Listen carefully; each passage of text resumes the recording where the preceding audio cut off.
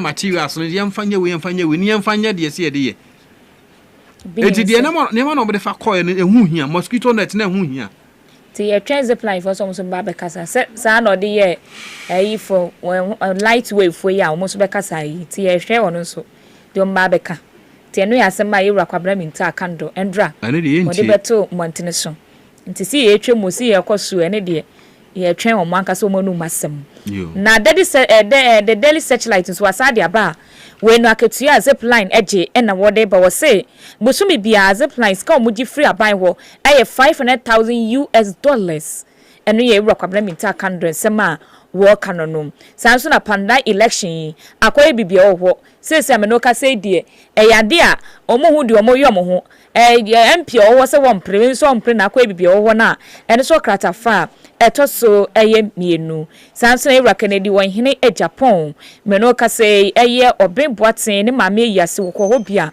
one ni na akodi awreho ezi asoriko no etwie sika botene 40,000 Ghana cedis ede akọ insawan prison won mo a ye di esika bi ato mutiri so muntua na so mo anya mo kodi de mu no eno no makoti etua mo nipa mako 11 say so mo so enya mo mutiri edidim eno nsemaba na nungwa hene ena sese no no so abo bi abaso ticheni wo so chechire na baga pa eye gafo mo culture na o chechire ni etumi chira papa e ma chese nkwala na ti ase ye o sa display culture ni tinu o ma cheni sky come dia chene 10,000 Ghana cedis eno mde amane sa wonje eno ya baso bodia omde amane wo kratafa etosu enum ewo the daily searchlight sanso ena daybreak ena mede to daybreak num bako ento kwantukwa ye mamprusi ni kusasi fuei endra da yewura anase wohene pon o tumfo wo say to 2 ena endra wotena se waka asem na ansa na rompo no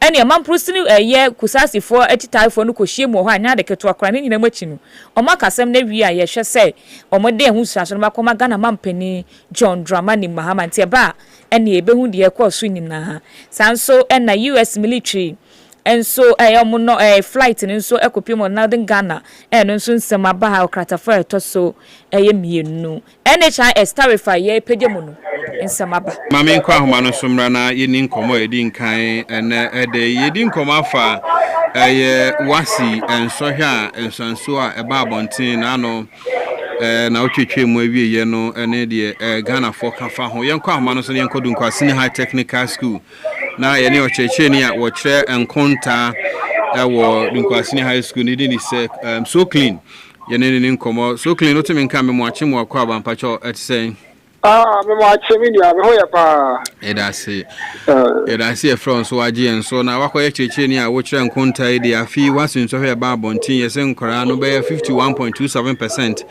na efeli mathematics. My first question is from your own assessment again any key factors are a mass widespread of failure we buy was in so him. It is a question of anya direct, not a quiet word form. So because a word form, let's just say a cup that the for trying to be brain fitiasia was in a way.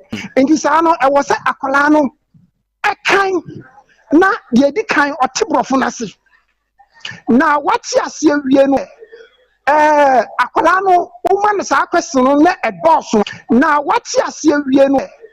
Akolano woman sa question na a boss. Woman the questions be brave na say fasani o mano ho. Enso be brave woman aya na enkolano brave. Almost all the questions are word application questions and I say word problem. Ansana equation ansana we no. In fact, last year question followed of mathematics. I would say last year because questions in the dorsal and a ma sa no more HSA results no through reflection of Nkrane performance no we know only GS ebe ya adwen and my second one also has to do with curriculum the teaching methodology use of late no and also betimi contribute to the outcome na the GS cannot perfect. They are my employees. They are my employers, and what they are saying is the true performance of the students. And I can say the only reason as a teacher of mathematics for some time now, I can assign any say because most of the questions were in word form. Were in form. But it's just now.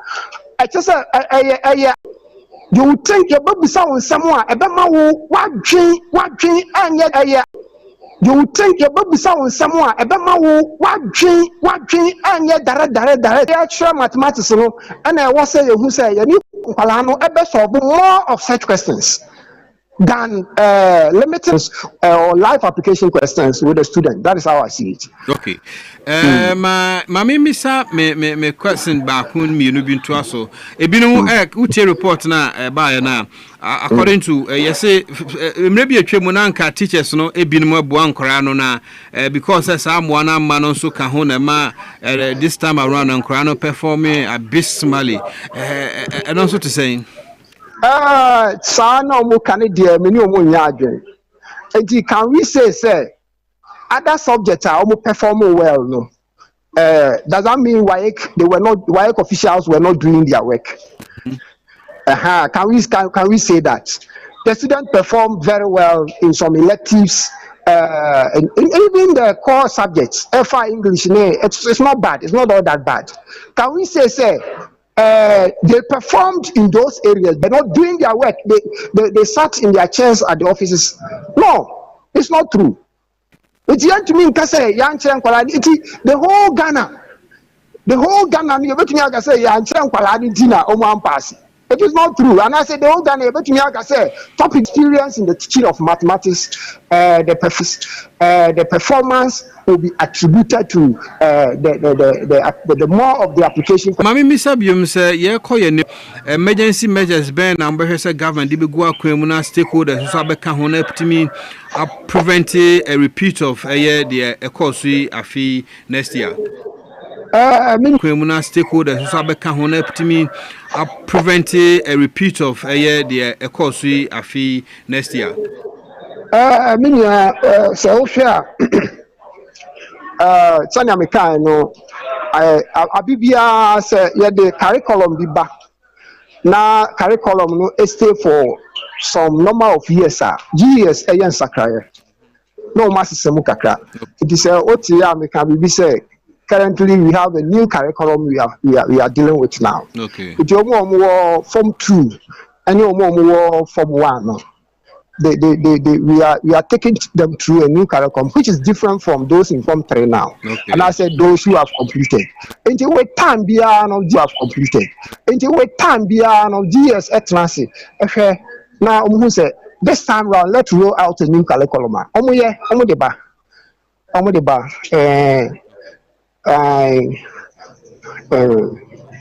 I believe sir this performance may affect Nkrano or more future job market about the workforce because most of them get into the universities they will have to write remedials and send amunya kwenya na omotimi akọ universities IB and sana bepe adwuma so akwan and now my last question also ye gitum pass Nkrano a major factor with this abysmal performance but what about teachers GS policy makers any parent no munsu ni chefa bia ewo sa failure imu ana o ka bibi pamenka WAEC die sam say o ka say ebe affecting Nkorano ye make me aka say affect you so much Gente America say affect you so much and say so we analyze the results in here Uba say omo mutuminya A1 up to E8 omo mutuminya A1 up to E8 approximately 73%. It's omo mufenia omunya F9 that one is also approximately 27%. It's you share idea omo mu passing no more which is around 73. But the only challenge we have here is schools no be brave almost A1 up to C6. Yeah. That is where we have around 48%. Okay. But yes, no, D7, any E8, we have some of the universities are what is it? Access course now. It is a Kobase, o subject no eye maku 8 no wa pass mu kama na se mass nkwa akonya D7 na se E8 and chesa want to mean to school so universities na access course mo no they give you that opportunity. Now omama some tuition kakra before they enroll you into the formal distance. But you also follow the American. Me follow and even though the performance in mathematics is not as we expect, but it doesn't mean that is the end. Okay. And see omo kwan kra omo munya D7 E8 ya ye de omo beka ho a ebema the total pass I 73%, you know. They can progress to the next ladder of education. Okay. Yes. Sanya make say why kukra so here last month and this month not your tron of deck. NOVDEC is usually written during November and December. But results here by why can say be Aquenia. Okay. Why can say be Aquenia? HSA. What I will say. They will write it next month. Okay. They are going to start next month and end in February. Okay. Mathematics audience ankoye and as a subject be ankoye no, that is not the end. Nipa no wa kwenya say from today I mean we say up to the end of December 31st December sakwala no ebetumi register. The opportunity has been given. Okay. Akwala no betumi register na say what try exams no during next year January and February. Send a schools no admission no and start no that's how results no aba. Okay. No now what to me they can ya wunya no school no na wako at school so. Very well. I believe send ya wudi kan no mo so a cheche from be change methodology ni kakra na word problems no more. We'll deal with more of the word problems and the application questions with the students. Okay. Okay. So clean. But what can be said? Our phone yes. Apart from students now, more major factor na. I feel we buy no. Our phone no ni a church for no PTA, GES, any chef be a room. Oh, bia what chef out there all stakeholders of education. The students are stakeholders, parents are stakeholders. What say in Palano?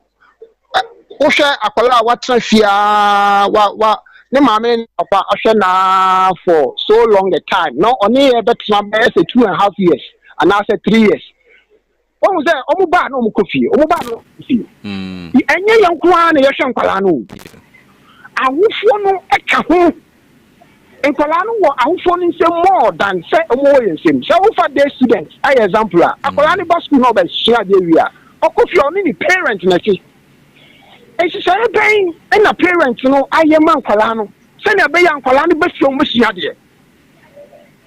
So, if you parent are only a Colano, you know, so she said, you may be a Sia Colano, and also you may be a child Colano name. I am almost here, the phone you see. You see, the major challenge we have in our schools is the usage of phone. Well, it's brother Hasana, parents, you know, yes, so almost why. Almost why and Kalani Bessia, almost show almost nadia. When you are making a catch of say your Makaya and Kalani be a home Kofia. Oh, Shenny book would die. So could be 2 weeks with fear, so could be 1 month with fear. Oh, Jenny book would die during that period. Now I start be Abba school. If you remember, I will say, sir, no, but no, I'm not crying about you. Number say 2 weeks, 1 month. Akolano who say, oh, Shadia. Parents, you know, assume then I will take it. So, it's a number of factors now affecting Kalani performance. The other side for teacher for a year after Moody. If you know, can say your class now, friend, you not class and on my back. If you know, we have to go back to the class. We are doing our best. Our headmistresses, our heads are doing our best for the children. And yes, sir, I will say almost all my so. Almost some Kalano. Very well. Almost some Kalano. All right. So clean, I don't pay that CP in Como Power, energy, repair me within Como. Yo, me that's far. Checheni or Chan Conta or Dunko Senior High Technical School, so clean, I attain in Cano, Abusiano Cranin or Cano. No credit the Horniaka. Say, parent, no so, your chef or say, Nan Crano, so to mean. esua de ekonkan ewo bibia mu mame enko amahoba before that na me kai Electric Company of Ghana ECG dunkwa say yene yati amokom karadwan amokom anra yedasum ahoachi hana beto matare esrem nkane na bi wo bi ebi ni bi ebi wo bi obu ha one ne ye opposite power light nso ya asemo madaroma mwana munim senti a etimi basa enti miami boss ene anti Mercy engineer ne manager mesremo karadwan amokomfo ye de sumu ebi de sumu men kanesa ebi won kane a yenso aye homa no wa homa foforo so yenso enya nkane a enti yenhwe na yemwa na yeni aida sumu enra nyina no yenso enya baabi na yemfa eti enso ento ewo ehonomo yebedi nkoma etoso mienu ewo afie hanom enanope yenkwa homa no so na ye ne de nchira ni dihye mapa ye papa ye bibia ACP Balfour Apentim Nyamiche eye security expert enkane eye police eye bamboni kese pa ewo memu ha yeni nkomo emfa eye boko mentim ho ase ne nhimudi a otumfo se tutuhia ye ne de efi ho eba akra otemenka ye moachemo kwa bada CP se wa Johnny wode nchama we mpacho ho ye ami adumo mesima moachen ne motiefo na mahefo Yerasipi. Yebisa sembise dinka ne se Brunibesi, how significant is the Asante Hennis intervention ewo boko conflict here akosu ya bepim from the security and national stability perspective no sa intervention at saying so medawase no asembisa in fact very profound and significant so which one you call Chikakra, February, March, April, no send you about consent some year the economic laws are combining. In fact, Boko by the geographical position of Boko and be a Krobia and her economic activities. A cost of papa. Then say I'm to come to crack in penny this year a bar subliminal a massive see and I say almost to me, Kusia, somewhere to Mancatano, 2 warring factions. No, I saw Magnanimous say, Gabon, or call the sea, and I said, like, Star and a more too fortunate. Yenim say a quine part near announce so yepe a lasting solution to some and Timmy Hasia. A war bokono in potemu but what in Canada but yes subium say from baby awuti ni nimdia o security bambo muono afenu no omu betimi age accept the findings and I said the outcome of sa mentimi hwasi no se kobo nkumu akoni fon no baby awuti no ye sure ACP say obeye abejatum in fact boko sense no if even predates independence yeah woman you so court system na court ma ruling judgment upon judgment yeah na sansa and you see no yeah the efia sane amamre ni amanie na yeah the ACCA say tumfo yewura but the amanie ni amamre no dey hwem ya kokota Oiswenya ruling, Oiswenya judgment from before independence, and so as some Ghana but for this one, now say, the dear Remono in the Muse Ebeye. Now, one cardinal point in a say, Nipa Minu come to Quadas, and Nipa Minu ye baby. Now, on one case within them, no, on mine, yeah, I would also say, yeah, I ready say, ye big jaya, enjoy. It abounds. Examples abounds. Share and Danny near Abudu.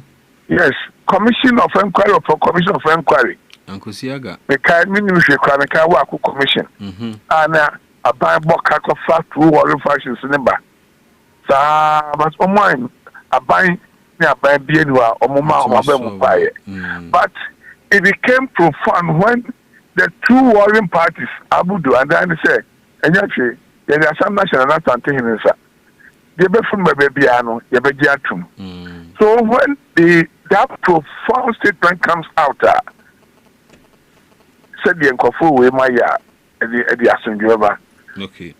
Because Abai try Abudu Adani AUSU court, Abai Yusu Commission of Inquiry, Ekobebre as Asunjana and Yatanama until Yasu traditional setup customs and Amani and Amamrene, the Bemu, Afe, the Asunjwe, Bamatisia, Minoka say, you better the assess is so pine, say.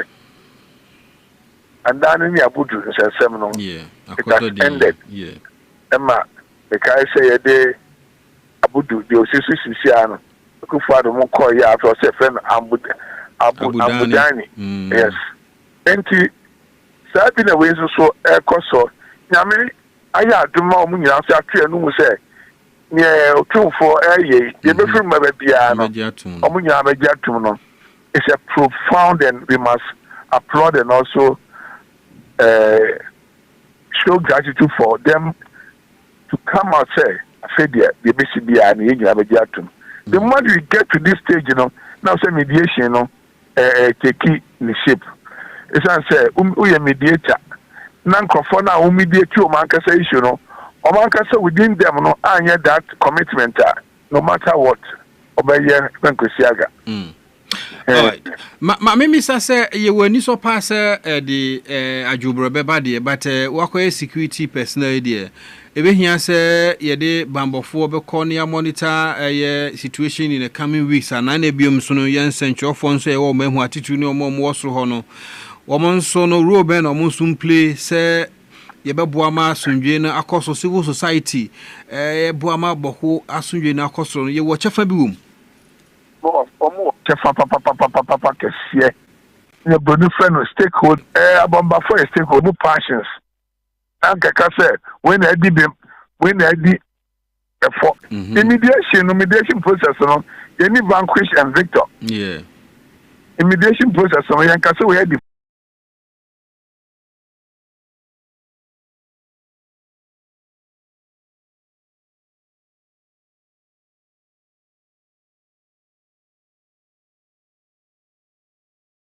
all the sprawling. Okay. Very well.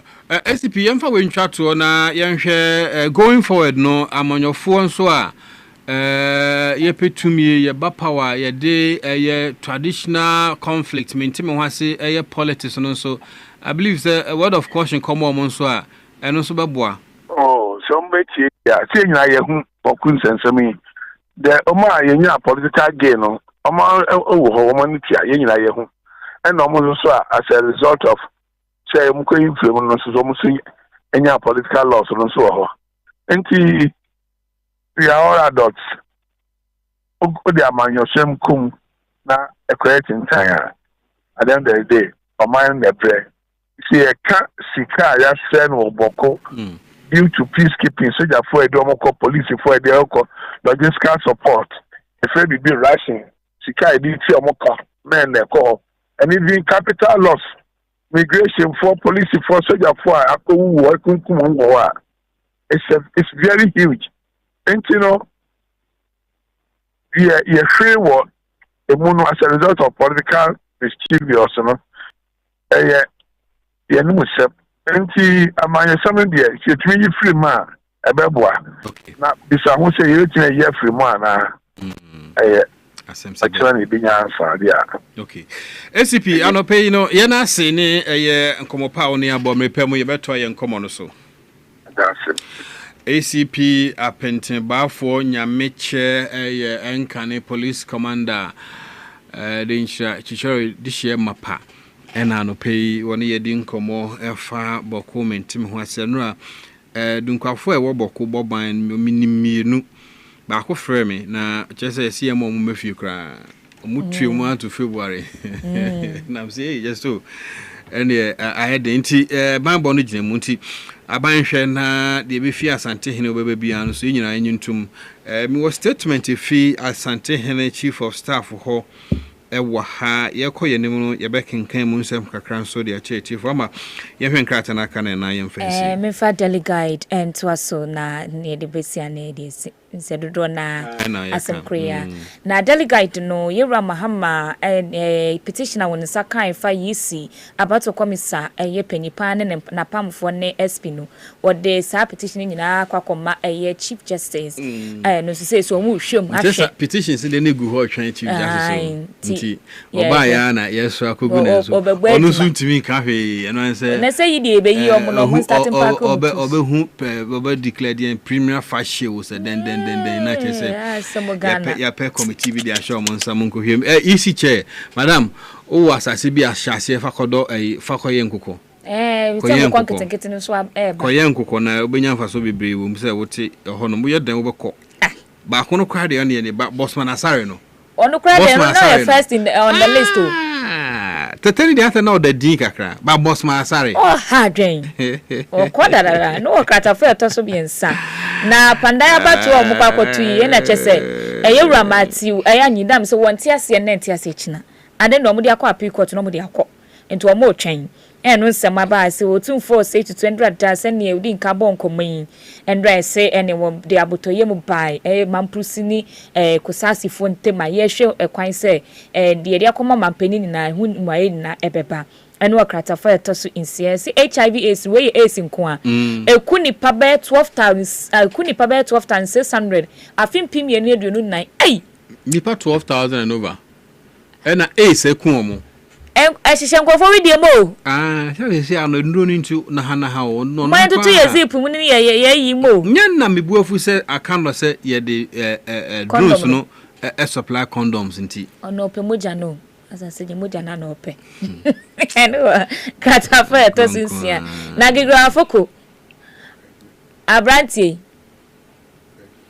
Gregory oni de ne Gregory ebe kusuka ni Gregory ena ni de kire nko a Gregory ala we wa hwe no aka tetre ma de ade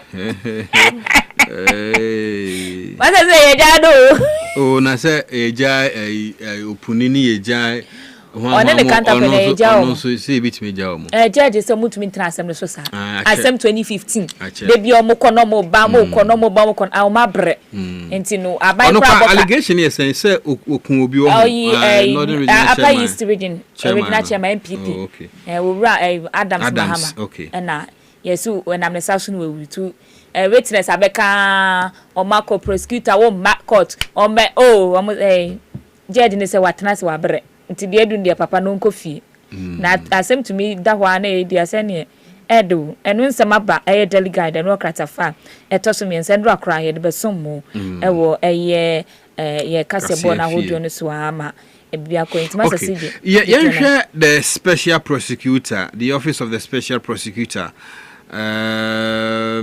Emrana saying see bit me in the Bonnie Ben or Bayansi in okay, nti the Dinkano say the special prosecutor shall not be removed from office except for a stated misbehavior or incompetence. So incompetence. Nezo no we need incompetence petition we incompetence na. Nezo ma say we dey na ko dey bia nkwano mankwano. Nkwano ma dey mum dey nu nkwa dey timi inedi. Nu nkwa dey. Incompetent dey woye. Obi abedi adansi. B need to say incapacity to perform the functions of the office by reason of infirmity of body or mind. C willfully violating of the official oath or oath of secrecy. Okay, yanko a form of so near head the hobi ensu ebium. D conduct which brings or is likely to bring the office of the special prosecutor into disrepute, ridicule or contempt or is prejudicial or inimical to the economy or security of the state. I know a D no. Afei yanko the toso emienu. A person who seeks to terminate the special prosecutor from the office shall submit a petition to the president where the president received a petition for the removal of the special prosecutor. The president shall, within 7 days, refer the petition to the Chief Justice, who shall, within 30 days, determine whether there is a premier facie case. A honor seminal. then so prima facie case. 4. Where the Chief Justice determines that there is a prima facie case, the Chief Justice shall within 14 days set up a committee consisting of a chairperson who is a justice of the Supreme Court, B, a lawyer of at least 15 years standing at the bar, and C, one other person with expertise in investigations. And 4. 5. The committee shall within 90 days investigate the matter and make its recommendations to the President through the Chief Justice. 6. The President shall act on accordance with the recommendation of the committee. The committee never can hear final. The committee no mama masters your more dada. Yabo mudin dada. I don't know that what the Diane saw moon. Ubeko a bank account. They don't pass account. When you have in the betting who change mobile. Even is a man make Gertrude or Quadia. Now, Moto, Monco, media, Master said, no meco. Now, will be Uncle Crady, SP, the cramping and me fast. Oh, I'm adding. Uncle me. Never see your incompetent, say, no correct.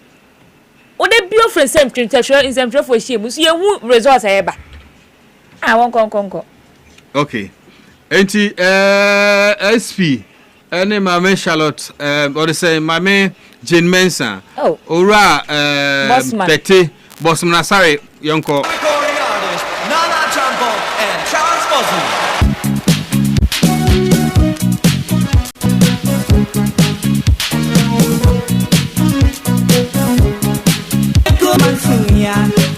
Yeah, need any plenty of more.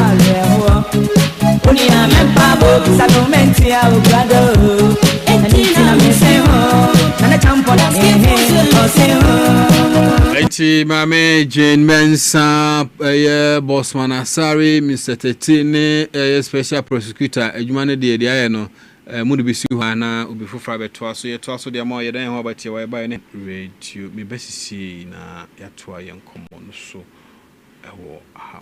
Ken Abi ni fidi a wo de say ade no samankanfo amawo a no ma ye boni ayefo edin no ne Ken Abi natural health ana hepatitis C prostate cancer me kire kokram yade a eto memaja padiem afa be ma wayemre wompem me kire sexual weakness awo wonsam infertility diabetes ache yade hypertension mojabroso stroke anwedwe syphilis enam yade ahodo sa ana wo sa bomu yade ahodo a gorinsa kidney diseases obetu asia ma prekope afa brebomu yade liver disease ane kokram yade ahodo eye cancer na ti yade ne yefo yade de Ken Abi wo Semani nimdia ni suahunu a yade ko manfo yade ahodo ma won hoto won a eno ane Ken Abi natural health clinic wo abefo apomdi hu mfidi ahodo a ifi wa hunu ba bia yade ne hye na wagina so ma ho adura adamu ate apo agina won so brane sika obaje won so de edafom pa obroni se seeing is believing wani hu na wogidi enti bomode na hwe Ken Abi natural health clinic a kira kwan e wo dunkwaw atechem o ba bia omoton farmer no a ye fre ho Edu Brothers nchen pe wo firi nkwaw no wa atechem a akakra mo do St Mark International School ho a o won sani fa na so fa de jem na obadu nkwawa wo tra St Mark International School a wo ba wanim kakra bi na wo hwe won sa benkum so hyene so se Ken Abi natural health clinic oni na so ye dada ho biu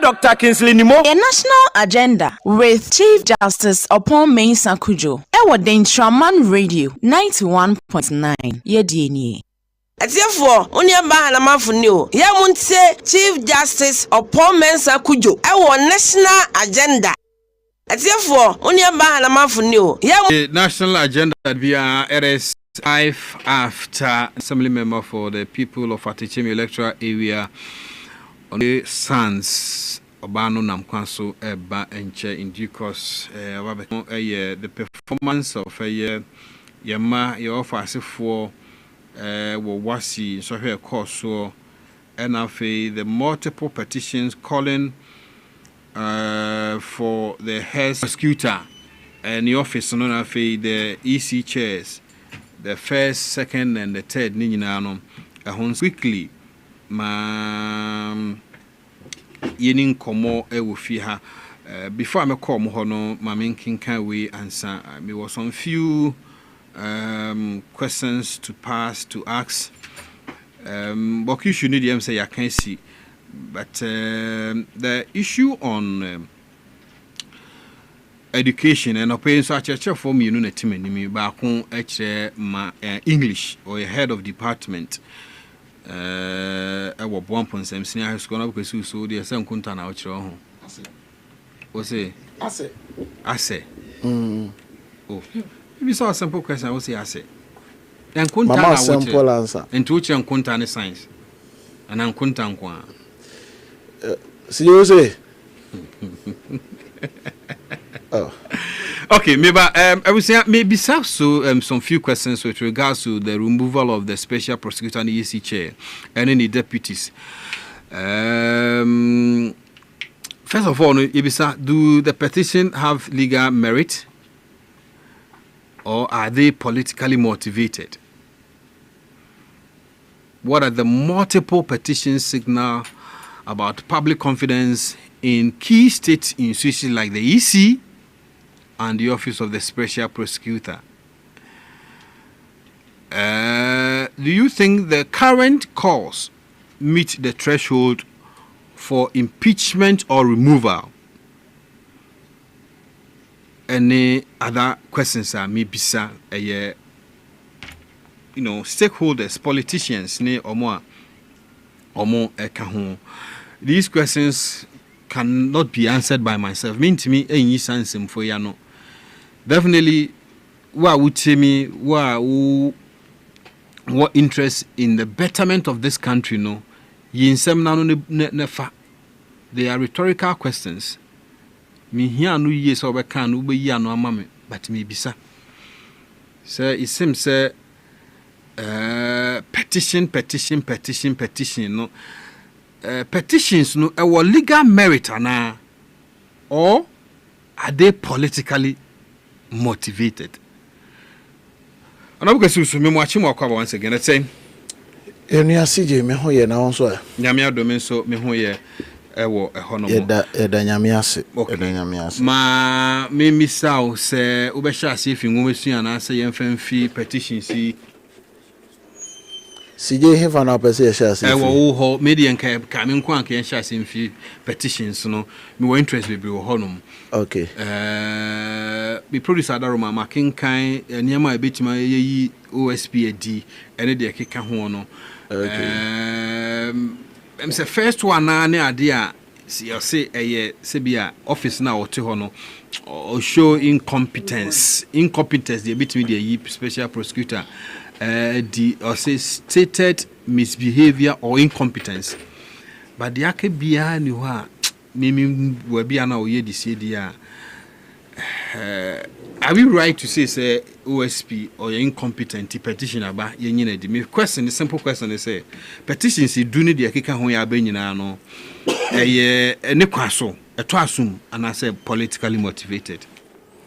Sige ma minche na minche wetiefo minche MPP mba omutie anope na mekoso ahye ye nkran say yenkeka ye ho mbom going into election 2028. Provocators say there is light at the end of the tunnel. Kania bi wo yenim enti yankeka ye hombom say yanka ye ho ambom amwaye but with unity we'll get to where we want to get in 2028. See me ho kire me kakra as in how we define say obi incompetent. Ghana ye dem run ye adwuma. Inti some of us we even have issues with the Attorney General, where Attorney General adwin no ofiu say aban dada na etwe mu no mpenifu a omo ye adwuma edema Ghana aban under MPP Attorney General adwin mu no sa nkrofo no sebe omo abokro no na instead so obesesa ne nkrata no de nkrata na court no baba be gina mountain so aso promo aye press conferences eguomu fin so mo wie sika say meanwhile em fan court si Ghana mbram so de you say not until proven guilty obi eni wa obetumi aka che obi se obi abokro no anaso ji say Ghana ye in court no How do we say obi incompetent? And in this case, Kisie Jabindi. CJ saw the same court. Yes. But the outcome no na na dream no visa dream die bia koso no the court. We can only say or you incompetent when indeed emrano ebi on to me interpret mrani ye. Meaning what the make answer. I perfectly. Our Ghana ha. Cecilia Dapa issue. Obi asi Cecilia Dapa bokro no. Odifo.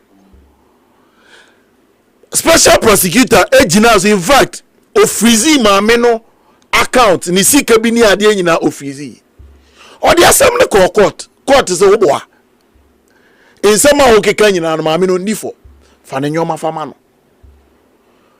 Would you say or you incompetent after some maame ne nsensem maame Cecilia Dapa issue ba Ghana apart from ye belonging to maame Dapa camp na ye defending CJ almost every Ghanaian after realizing say maame no sa sika no dan obi say any Ghana ska enya sa and ogina so no de court na cause that be uni evidence be HSF sika na kita maame na bokro no maame na ni sika me personally I have some issues with him Kisie Jabe sabe enyoma attorney general tisu yesisi ono so ye bi press conference on charge. But petitioners no including Martin Kpebumo some time ago imiribi etwem Martin Kpebumo tena news for any TV tray platform so no more Kisie Jabe abaso so what time certain issues are for abind that they etwem no nkrofo e de akokot na Kpebumo feel say udi kan quarter no what dibim it was the issue na court ne there definitely the likes of Cecilia esama Kpebumo keka for Cecilia Dapa mo okruma na court se ma me ne sema e ka for na onyina no na me wan say by now Cecilia Dapa status o si nkrofo okruma including Kpebumo Kpegu kroya kwa keka nsem for Kisie Jabe that is omo issue bi kra o court Kisie Jabe is union for defamation. It is CJ sometimes your understanding of the way anyoma echo might not mean say a sanity. That is why Ghana mbrano emma ho kwan say yenhwehwe obi asemu ehu se nipa difo a eni kwan say obi gina baby kasa nipa no edifo ana so wabokro no bi.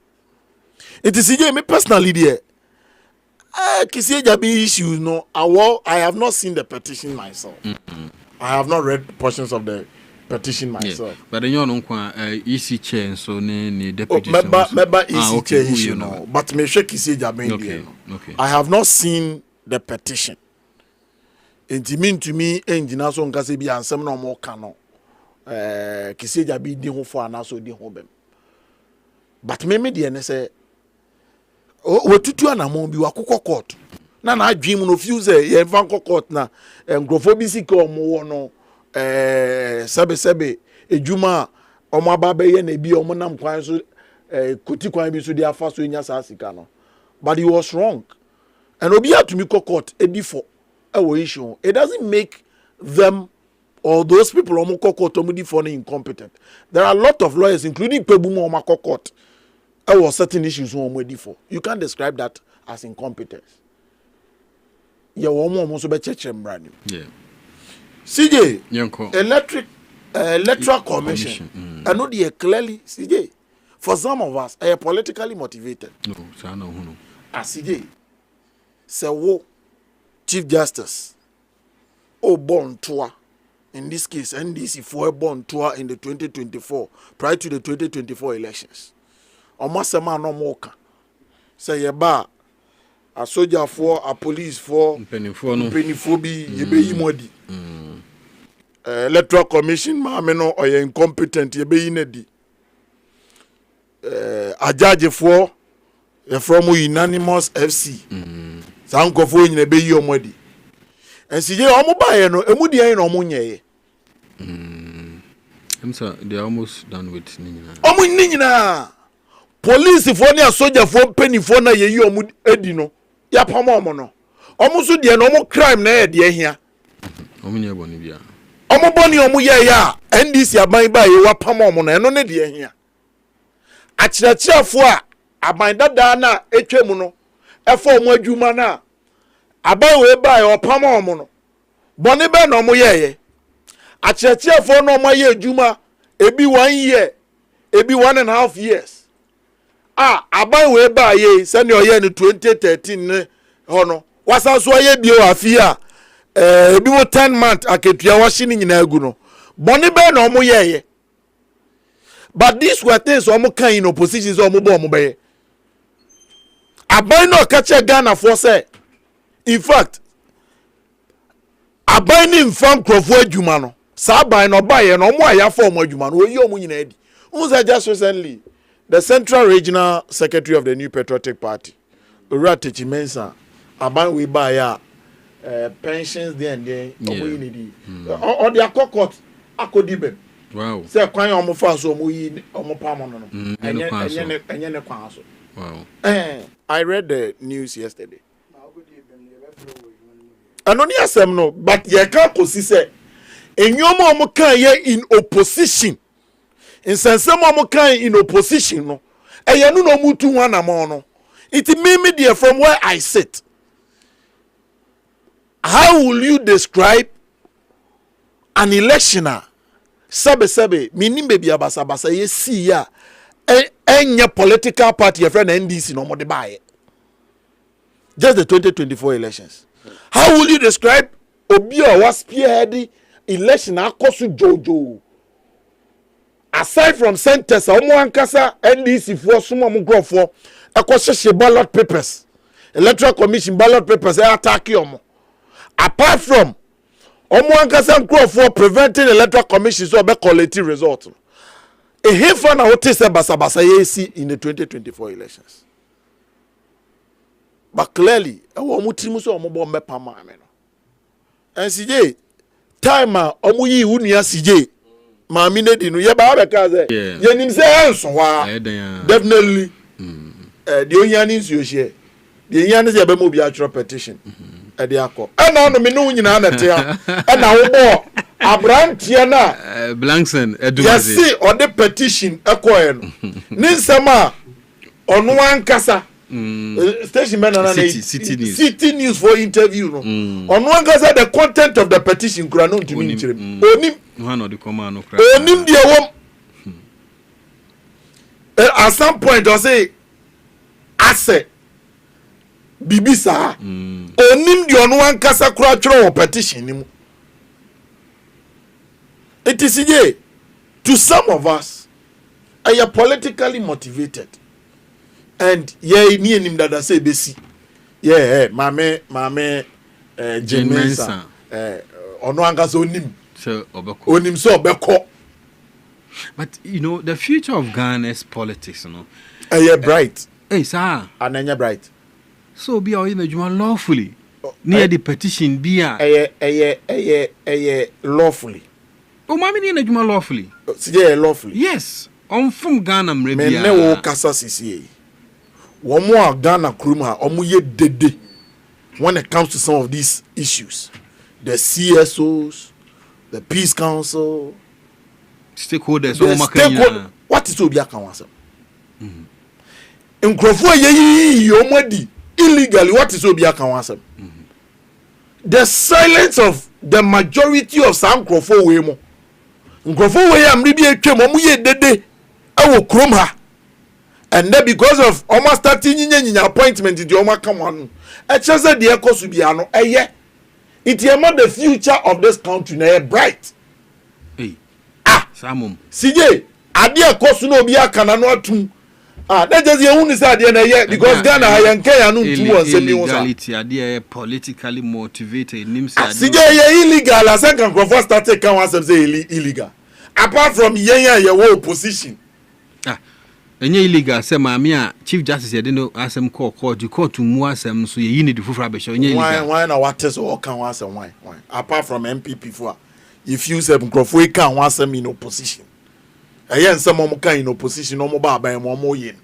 Apart from yen ye twe Ghana for the agents one what is what say the ye no it is an affront to Ghana's constitution. Why no what for anu sinam komra. CJ, it's your man that a bright because much says son was here. No, mine no to be 2 pound because almost is your mind a 2 pound and your man almost see a 2 pound. It's your back to us so sa. A mind never call him. So what Saquano so? Or say Saquano so ever queen him. Say the ababo techi. Na say ya. Says Abba and your tummy at the boba. Yo. And from Zobia Niso. Yo. Anna. Oh, my CJ, Meboa. Oh, and they say no. Abania di boat techino, Baba Beto.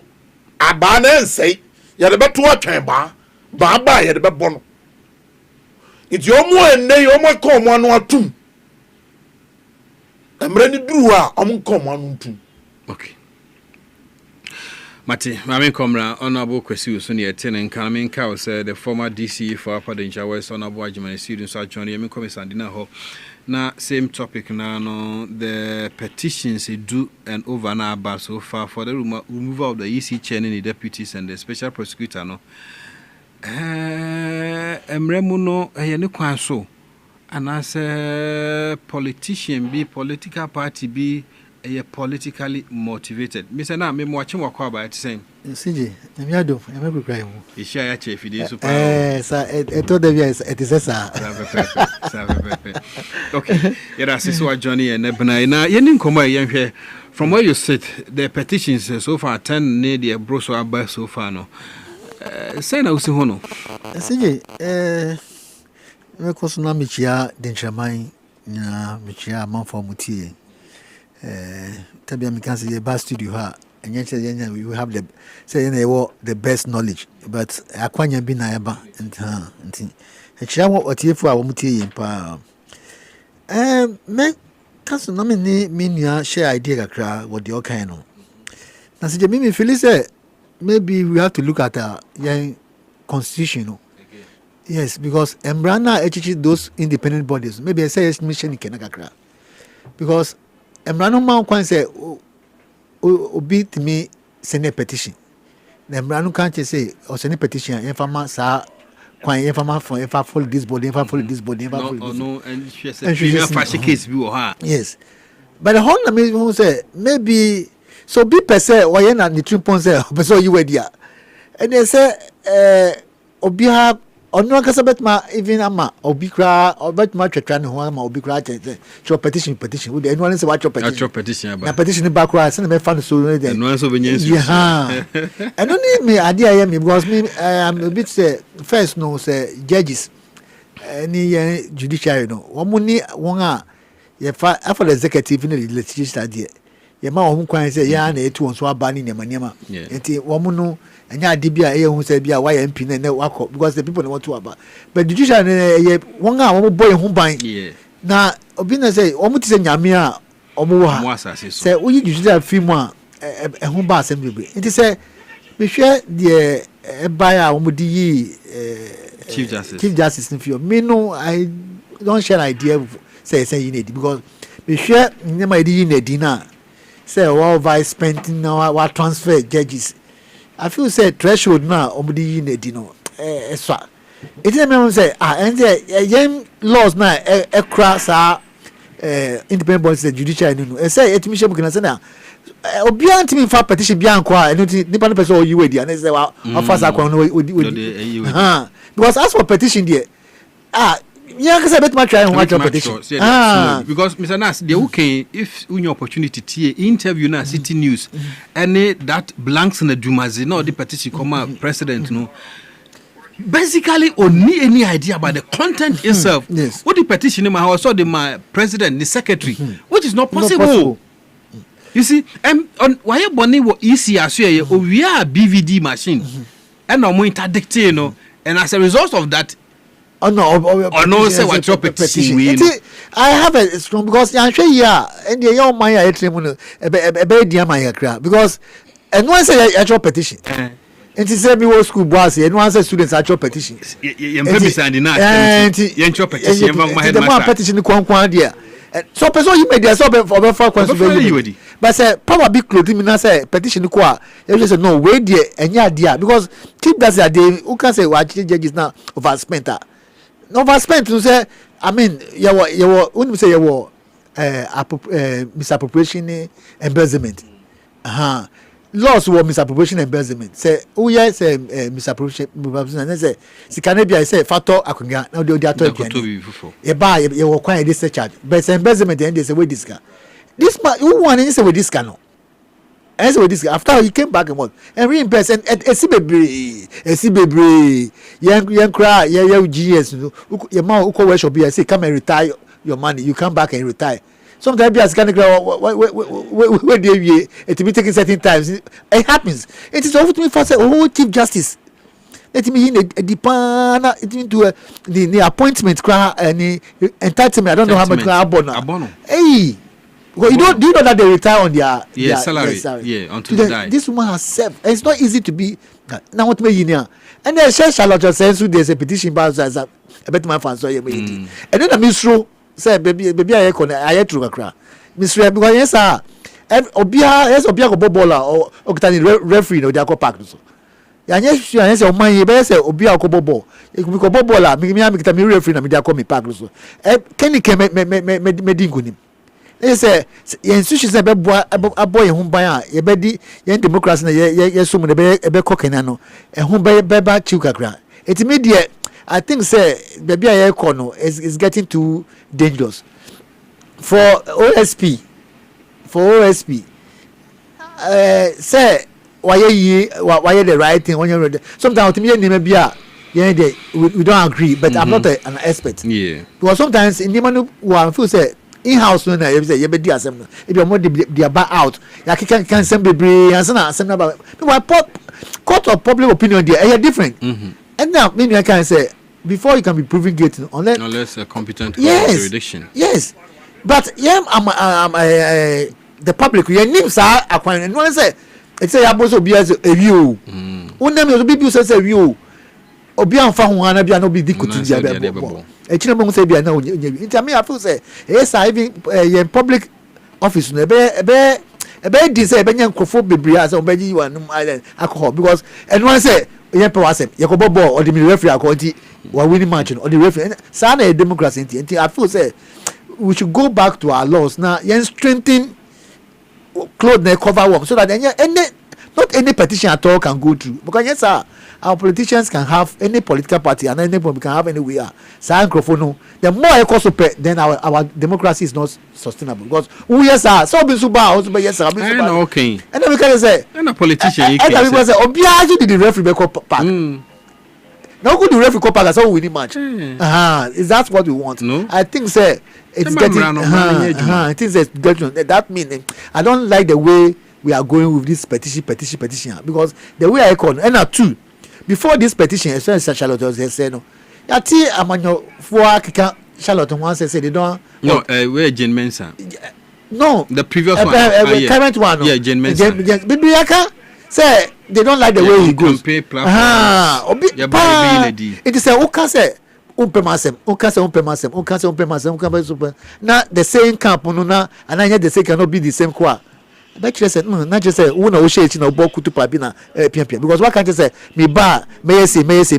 Definitely. So, to say, who are not to say, who Andy, who idea may you. 70 pounds, I can't say, Una, Ebia, Una Oshé. Yes, it's true. I think, sir, and it's not good for our democracy.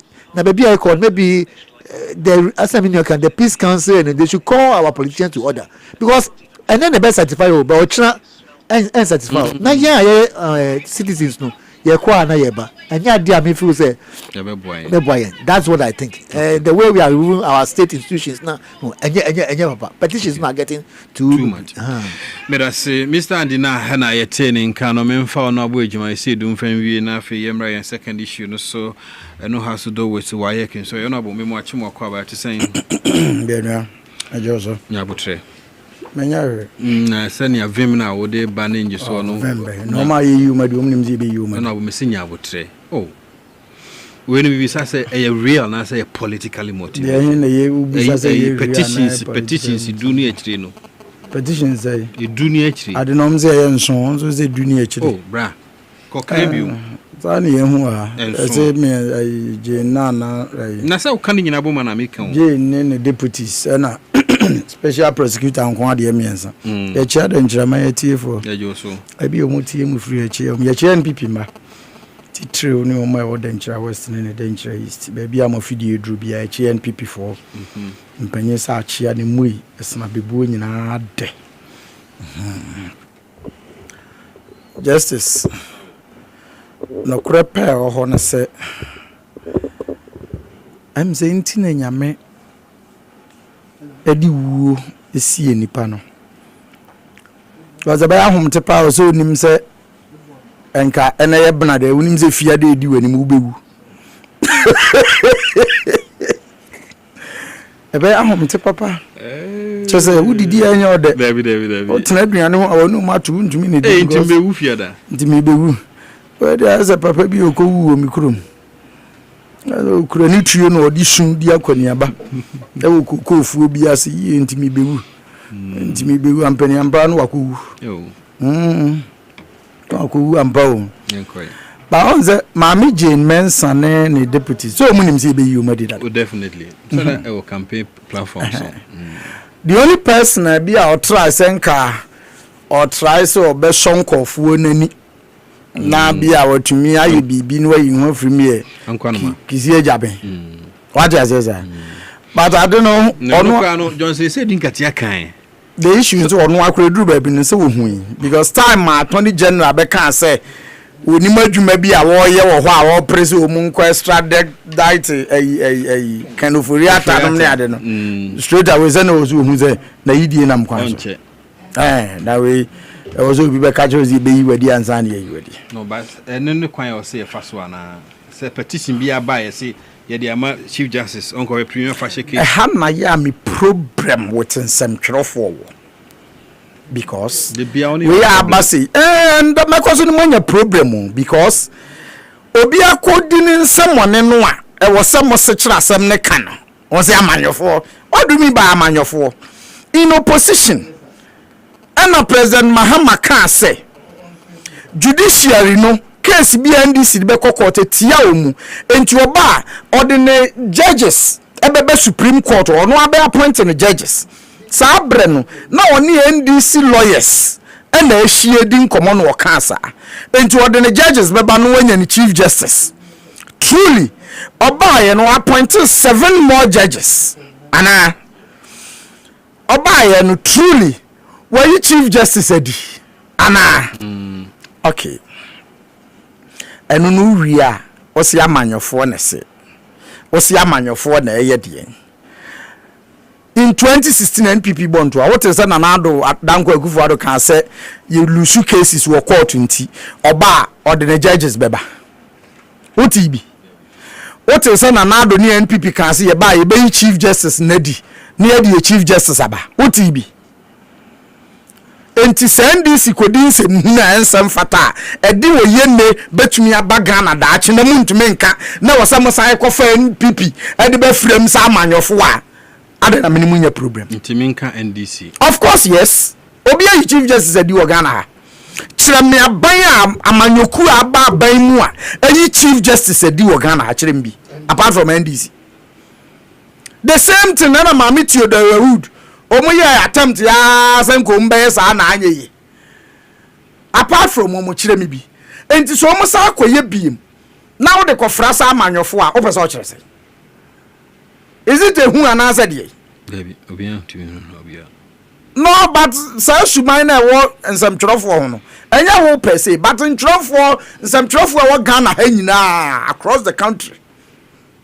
obi edi nsemone na wo so o mo ka no na o mo ko fa afoforo abefrafrem equalization eno na ama emza ama nsem trofo adwuma no ya style bi enya style bi a ya style bi enya style bi ebi wo ha et me generalize na mo mienu ba ebi wo ase na wo ken no eye bonku ba se ni nyina still mo generalize ograti ezo se amanyofo PM ka say nya sa na kan nti amanyofo but anyway ento aso you disappoint yanko enenumre no yanko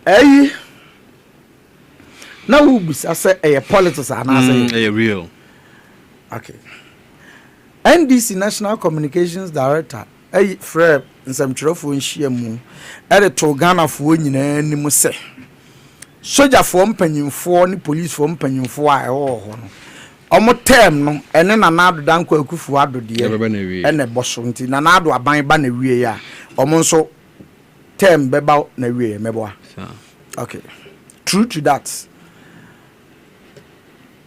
4-star 3-star military officers are na ho nyina iyo mu nyina di so mba o masaki mu nyina mebo okay and 5 days na madam Fusoja ni bi di nkoma na me pesa me tensem ni biase yenti na me bisa no questions ni ade ana o chere se omo anene current CDS your rank so the next promotion omo anko promotion ni bia amon promotion ni bia e wo so omo so force yi umadi and I wow retire simply because it said the 3-star for and 4-star generals in the Saki woman.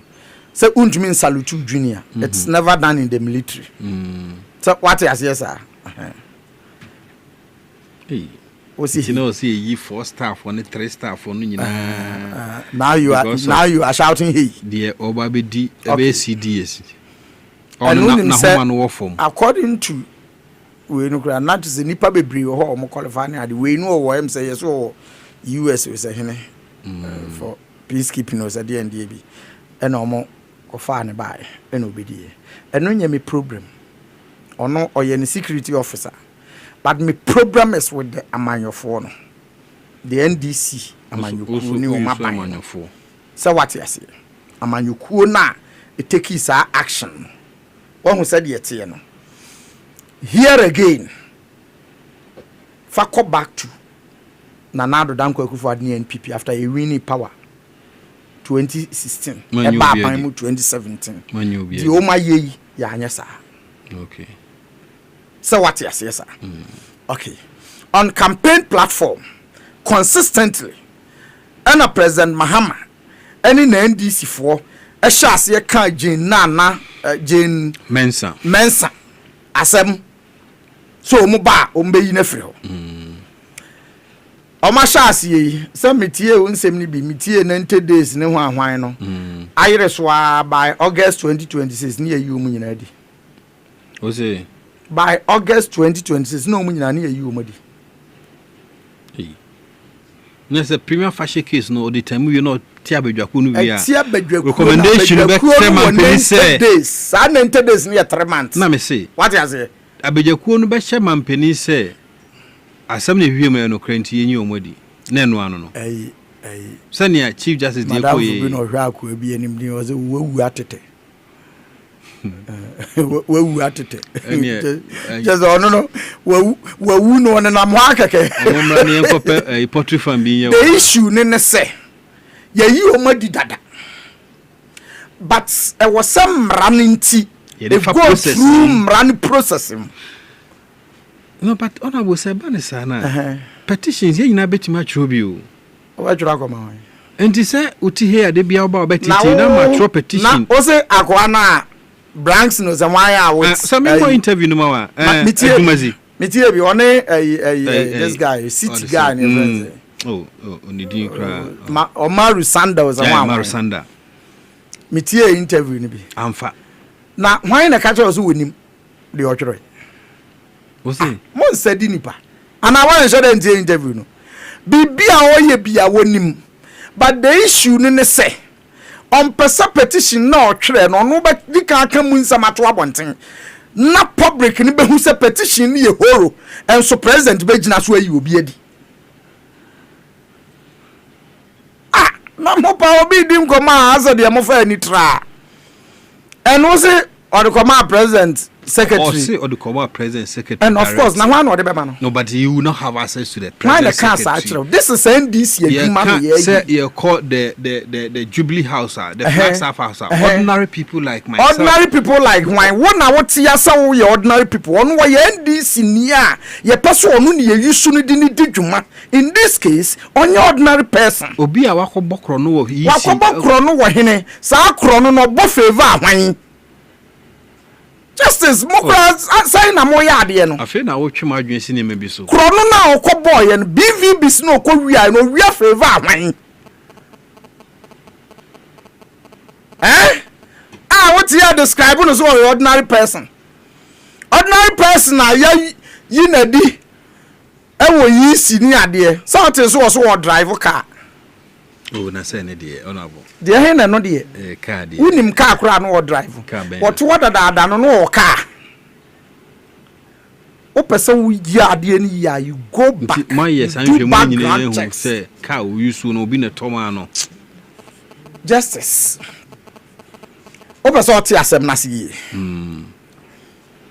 onu ne ko wi DVDs no meboa DVDs no BVDs no okoton bi e ma nkofo okoton ma ahwan mo ani de mini very good on hwehwe hu BVDs no wo ti yi o de BVD ni be ye den si e beton BVD ma wa o de be ye den o de be ye but o mo okoton ma o mo no mo de o mo de be ye and here sometimes no seriously yeah issues ni bi on mo a bibibi metumi atena ha ka kire say BVDs no kura na ye chi na wo se okoton ye no wan koton but so ntumi nka so de command kofo nti at best obetumi aka so okoton meboa again na ba na dwimu nti a BVDs a ye use electoral commission ono nipa ba akofo as Branson was ahwan no also your ITDA or IT department or IT department or your IT coordinators at the end expert enti so your IT expert there it means say BVDs no omo na ye hu adwuma so onim de na oye onim information ni ade a ewo so nti no sesa BVDs no e de call so what you say say nipa na no aye suspended no baby and I am me bremu NPP for no ye tu bobonya ye tu hwe no prosecution but I can some court. What do you mean by cancel mo court e ho ni bonti sem na ya mempe we NPP ho no enya bibia na ye ni bobonya enya bibia na ye ni go slow. That guy should have been behind the Sawam bus by now. Kiaman be 30 years in Tinkabana be afen working by 5 years. BVD What do you mean by ha? Nyabutre National Security Assembly yeken. What you say BVD? BVD unim de also. Say BVD no unim niema na woso. Unim de so unim adwuma de BVD. Yeah, any de minim de onde. Enti so be ko ria states security niema a border on states. What you say sir? Yeah, can see BVD there. Nka ba na we twam be 5 years, I can 25 years. Anka fe no wo betwa. Eti nka petition bi akura ni won wakotwero. But because ye too go slow, too bobonya, ye too bo ha. Chief Justice na. What you say? Ye too bo ha. Enti na sa akwa ne nam mframam atumi betwero petition ama ne party because the oye support to wo na ho asem ba ye nam so ma ye yi na die no. What ya in the coming days obeto see ya record back to EC. Hey. What do you mean by hey? See ya nyi na di. Ye interdiction na. Ye interdiction. Enti see ya record back ya. What do you mean by hey? NDC fu obeyi Jane Mensa. It's either Papa Akwete I beg papa no and now Charlotte say will come back. Hey. See my catch was a moment scan pay information, mama. Udifo. Family producer. My car will be a brel. Omumu bia bebe bia no. Will begin so we investigate circumstances leading to the interdiction of Blankson. And that person will come back into firm conclusion, say, I will see a record back. Because I called to Jano. Yeah. And I called to Jano. This is a court, what they make a court, not called to Jamia. And then Islam, that's why interdiction. So they have the basis of recalling that guy from interdiction. Sometimes, you know, yeah, what person who are the simple here, but because I call one baby, one for what doing course. And to say any panel and a true petition at a time, I'm a friend also or drive petition to be done came because a petition not require my copy. Yeah. And this all copy. And this all person or divulge that information at the Bible and Tia. Send could be ready. I'm on Maru Sanda. Atibi, and I'm a boy. Let's assume said your train on guy. And say Munukure won't answer on Kai the actual dates. But just I'm telling you, Nina and Tro and a cover up. And also your man come on presidency. Say a man quite more who president nan kasa and the issue. But wow, person would be co-president who be ano. Say president secretary in the front desk na the better. Yeah. And all the top president front desk, so the map president secretary, no general science stampo, no the odiemawa. Later on, say secretary in the far say kogu president table swa. No one can honkoy. Anna, because sometimes even over bedroom from ordinary MMDCs near the Ekurano. So what the letter na bibi sa be some director. Even some Jeffrey wa some direct in po kan ria. I'll still refer it back to the secretary. What you say? I'll still refer or letters or whatever now what they are bremen. Even makanya ria kra without first passing through the secretary. My side they go back to the secretary no.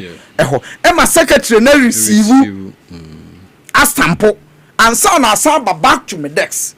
The only thing I say bia me go through the near my warfare ni muni ade me duru so no ma kind dada.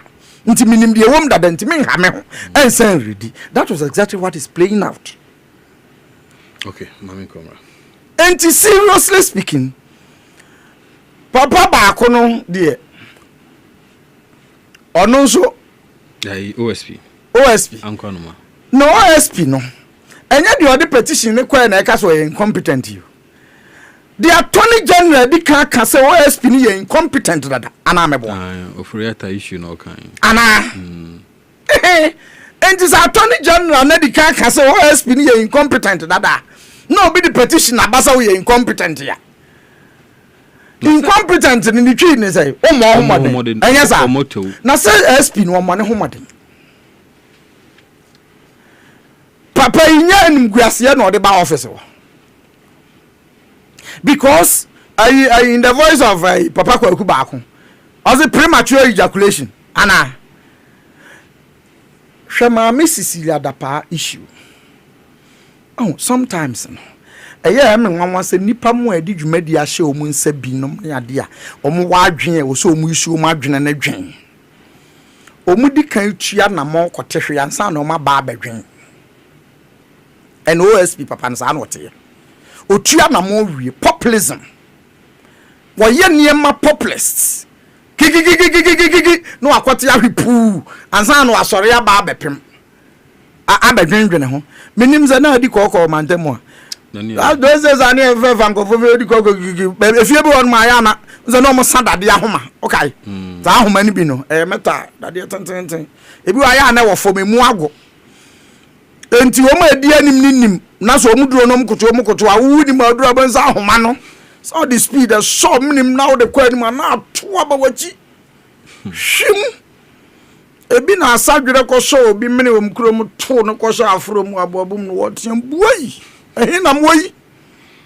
abura na abreman enti OSP this is our team we na moyi because kiki sisa police for soldier for sisa cameras and some for din echi mama sisi da perfume imagine mama no chamber ne bedroom nyina or the beto abonten ana ameboa with the cameras or the call enya sa ewi as your call to go head we anifo court and country so on farm minister can man back ana into the oye ni nyansa wo we wonya incompetent na we ye kweyi na dia na asem na ntra dia hina asem na asem na ntra media menini ni asem na me was bia frɛ me na menini nya asem media menini ni asem na me no saa ne ma na oye no ma kofa ne bae gabi nti na me kan ya say gabi and there's all no ani jejereje o ma case no say media mete ya ayi last time I got na me party for bi na edim kram ga jom say eya o party ba power akoma to yam na wunya keke what you say sir but justice papa na oye queen no NDC wo opposition NPP wo opposition oye queen yeah NPP ba power obey queen ana yeah enura ye che no ye onya special just that e bia oye party benti no se nuro no en no sonom ne ade a some sort of bibi kakra be no so kra ya yire ho a na bottle ba ko ne obi ko che mebo a no so mame komra onko ohun yo minko andina ho na ye mfa ye second issue no no emeneti ame kakra ba tie bebo ehomode na ensohwe yi a ensanso a eba so na anu eyi na yedi ho nkomo waye kefo osiden zefru wa manager o mayemre yo no mo ta fire de and me for time sanye na san na America me mo ta all right Mr. Andina there be 1 hour the aden we push radio won pay yi kakra 1 hour aden na wo ko kake 2 e anyway more 30 minutes until we have 30 extra minutes program said am 30 extra minutes me nye bi krada me host program and 10:30 da na de o se me ntrim at 10:30 de 11 yeah 11 bizani na yenhwe so hwen sunsun sanso e ba bontin afi no in fact to share the performance of your manner enyekra eno so nche se omunyina na report but we dey compare previous years afi de no from kra assessment no key factors been a ma yenya this widespread failure as it the education system examination preparation supervision and as a student attitude as it the methodology ye di kira de curriculum no foforo na as the keka ho ye ndi sankomo ye yo CJ because in fact the results about no be brain in there amafo akeka ati be brain na aye a bit political background so but been a kind say health and education ultimately find too much politics. Politics no ho, but do something ultimately too much politics.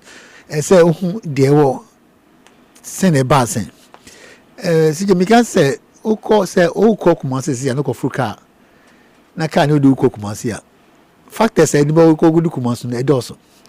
One say because stations is here na mikofu car na ebia na car na ayema but na so driver me pentem to information baby now because the financial cap no some overload okay ebia me niam bi kwa wo phone cra wo bi so faka ho o de aka ho ebia driver no so ni shimka no so enye papa portos wo kwan so ni nyina ya factors e bet mama e hye no bet ma agode akodiji ntia ba say ye kona e hye ni ko hwe e bia portos ba ko no ko gem ko hwe ase no e be go say o portos ntina e ma hwe but maybe because of car na overload ntia ye den wait ntia e balance ya kanyesa but e bia me force driver no so farming na e man me hu say the make say portos ntina e balance ya hu de ntia nti education a whole lot of factors we find one fee basic level one fee primary and eba JHS and eba SS na SS no yeah, your dream say it can be magic. SS no your dream say it can be magic. I've taught in senior high school for I think on 22nd year. Yes. Enti min gakra CJ ade bi wo ho a ye wo certain year groups a mo fra ye wo bi a fan say genius and no bi a wa bin dida sa ankrofo no wa bin no wo fa 1000 obe ho ba ko wom obi nso a oye kakra take time na wa macho nti e fa bi nature and nature no say ye chena de kakra bon say wa ye okay. And every year, every batch be a certain group of students be woman or moba. Every time pass students in year good. Every time pass students in year good. Every time one we are very good no also. Be so ba o me good but just a umma cheche crack. This year they buy no uhwe ma social studies ni mass na set like no also. English at tia bakakra but just so much. Until we have to say English but I know so Eswati kakra. So integrate and so Swati kakra.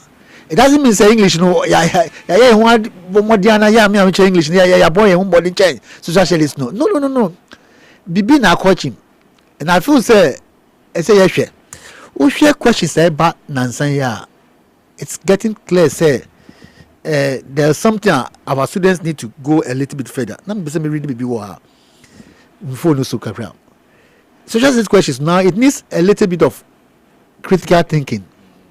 Critical thinking, you need to go beyond the threshold that you want. Now, one yes, sir, your understanding of questions no, so close. Now, if you were paying attention to the, I didn't teach social studies, but for my English background, the boss will have one maybe I'm teaching social studies.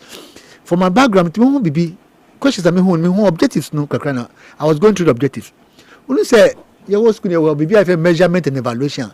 I share the way you set the questions. Questions you set here, you will be very different detractors. Detractors didn't say, "Oh, set options no, but similar options are so closer." Just say, "Who think it deep?" Until A, B, C no one. But question back question A no, A, B, C.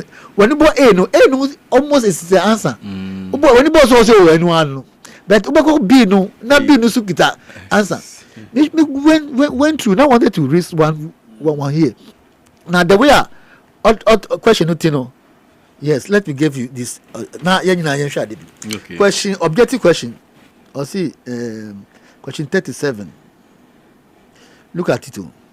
I'll see the greatest challenge of youth in their effort to contribute to national development is religious influence, irresponsible parentage, acquisition of non-skill oriented education, adopting to new socio-cultural environment. This is the type of question. Almost all the answers they have something good in them, but one is the so they are good, better, best. And the students on here that very accurate or betting deep. No, I bet you see one of the answers that and yet the answer. Oh my chemistry, but then that's the answers. Now the examiners are so anytime the examiners do questions, I have very detractors to get very close. No students are not careful. Or if you exam so you have to be everybody Poto. Me and there was a question behind me said to a class. I took my time. Pan and me detractors no very close pan. Any questions is my no. Yeah, after exam so yeah go through you not but the answer question A B no. Yes, I made it so close. There's some sort of goodness everyone. I say any remember almost the answer, but then yet the best answer. Question B no, option B C no so yeah better, but then yet the best. I'm looking for the best. It means good, better, best. Okay, good no far, fine yet that. It me sure Mona who said no. Examiners are more critical these days, so it needs for their students to read deeper because then Emma microphone be just this social studies.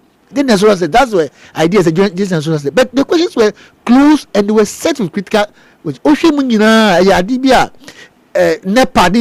that the way it won't bring our questions no objective to people use the reading aspect now but make sure objectives no ground so a very close question we need students are already very deeply broadly the language is very very very stronger but in no I feel say that is where we have a little problem. Two Adibakumbi say you say and yet say results no any we see there were 9 and something senior high schools in the country. With the private schools become and they we have grade A, grade B, grade C. Grade C schools in the Dutch. A chair grade B and a grade A. As of now, no, yeah national way because woman bomb body but go country no maybe someone of the schools now maybe a grade A school no you can find maybe a one performance last year no into this year no even higher. It can happen say maybe some of the grade B or grade C schools no and then atia but since it's part of the total aggregate no performance now I again so you will be say a balancing and at school wait me did at me maintain and out me try now with the multi go. You can even show the type of students are report to that year group. Say 3 years ago, no, and as a student international, maybe their performance, their and yet that's very good. But maybe the school couldn't track them very well and say that these students' performance were no good, and now only far below.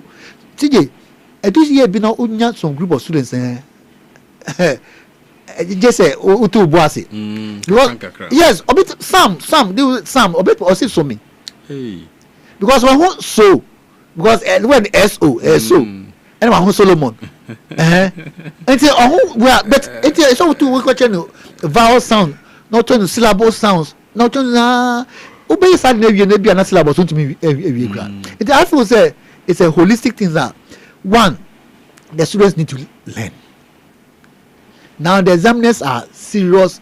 And do you agree? Some of the examiners can set questions. If you read the teachers, who find questions now, you have to think through before you can get an answer. It's true. It do some years. I mean, because previous years the question we but it depends on the examiners almost on the detractors the type of question almost set to. It's the same knowledge, same content, but the nature of the questions and nature of the way the question are set. Very close. It's a Chinese nini, maybe Indian ni. One share here. Look Chinese ni, not American, but their height no because we are American. I know I get it, but so the Chinese ni Japanese ni boomer.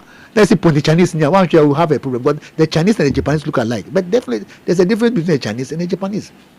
I think that is what the major issue, and our students are not focusing. We be social studies teachers now because you social studies here. Social studies is easy subject. But no, it's not an easy subject. A subject critical thinking, a subject involve all. A better besides something on mathematics that is social studies.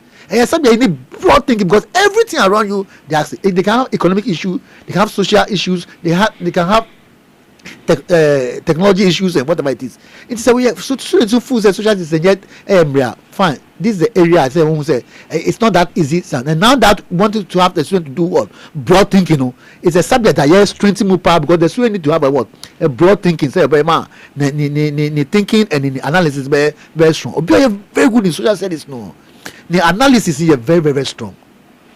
And I feel our students need to have a different orientation. And I feel say our preparation towards exams maybe because the teachers maybe we also think so it has been happening well the same thing but maybe it's showing that the nature of questions changes so maybe our methodology maybe strengthen. I don't want to be approaching brain say I don't want to go to a political because it may even happen say look it can even happen say it's the same abine if I MPP in the also it can even happen say this result will happen.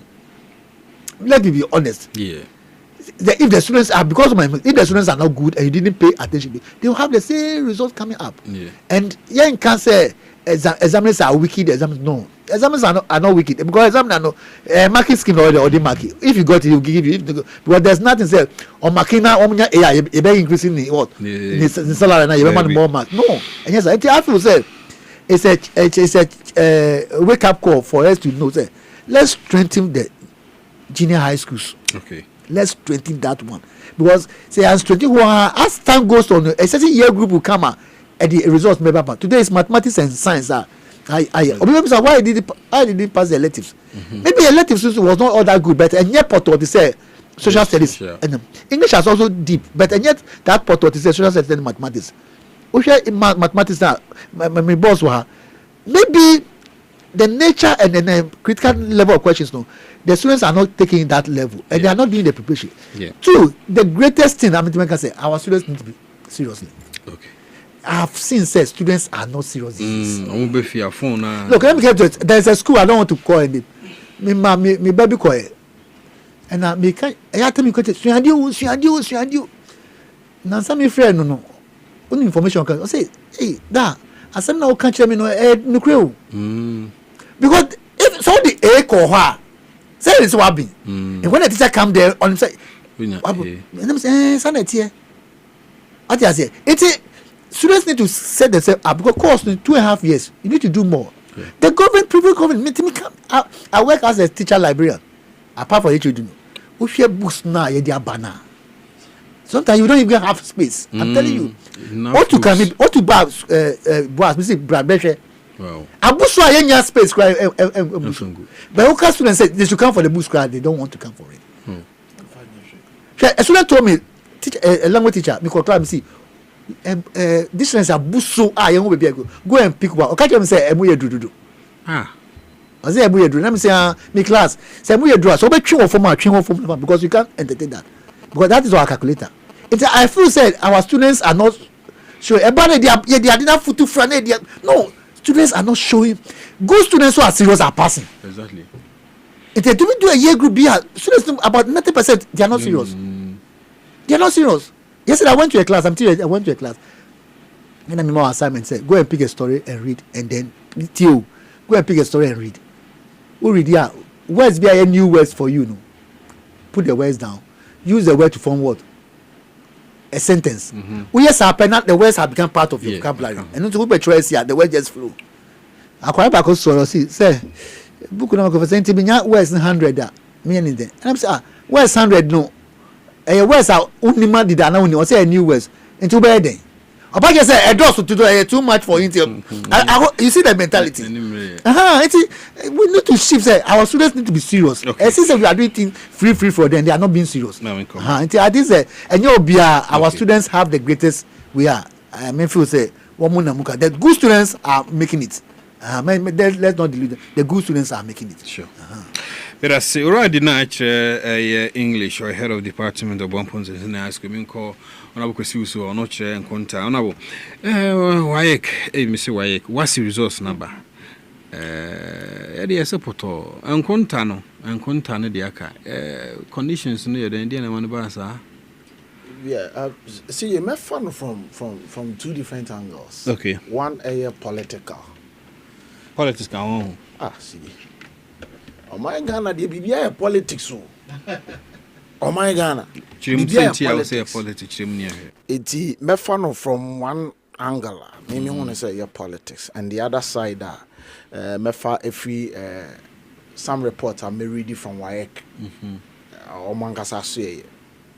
See, the political aspect has to do with abang we somewhere 2014, 2024, 2023, and someone mukafa results are. Na yankola ni enya ho okay and the results are in the omwenya sije ye wukruma ya in 2023 yenya students are winning Model United Nations Conference Award 2023 are free SHS yenya nkola in 2024 winning WAEC International Excellence Awards British Council Star Performer Awards in Colombia free krumaya. But yenya NDC are buying John Dramani Mahama then in for Bekase in Colano performance na ya po. See just how TV. Okay. It is a day somewhere Bemunasa the same group of students on perform here. See NDC for Kase because of strict invigilation. Intina man kola no omanya there this time round. In kola omo chon sorry last 2 years omo pass here. No omo go to the extent say even on the international scale omo ko perform winning awards.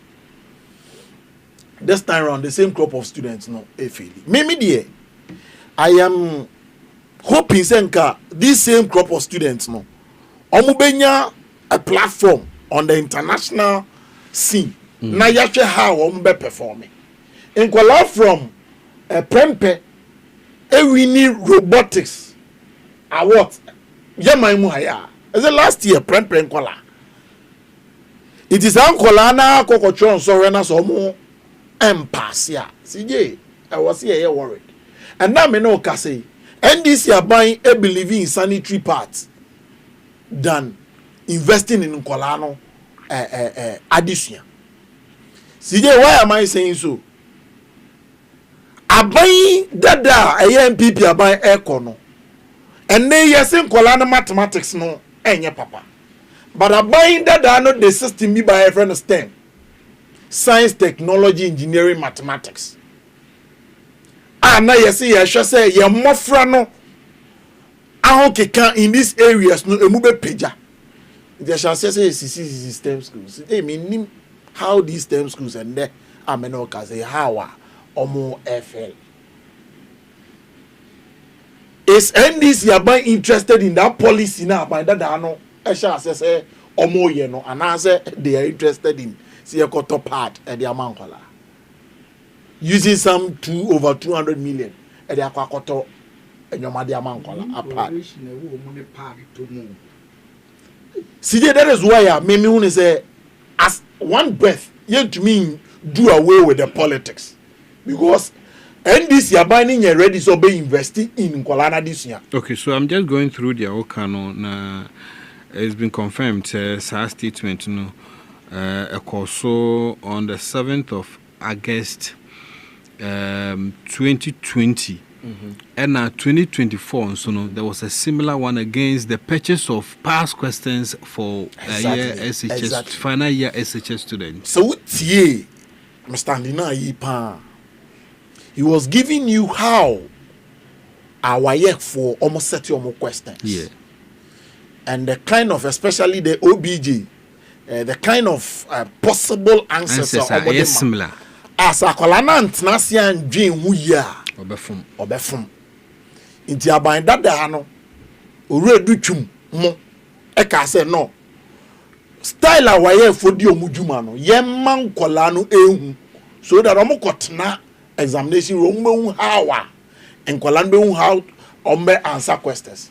Inti aban dada no even the chief examiner's report on previous years in sorry no my no omo de ni nyina attach nti kola no estedi ehu how why keto the questions how or expect to say omo be answer questions no nti kola omo take no serious no omo perform this time round no abai na anyesa mami read this certain reporter why nankasa edibaye with regards to mathematics no or say in kola no omo finding it difficult representing mathematical information on diagrams.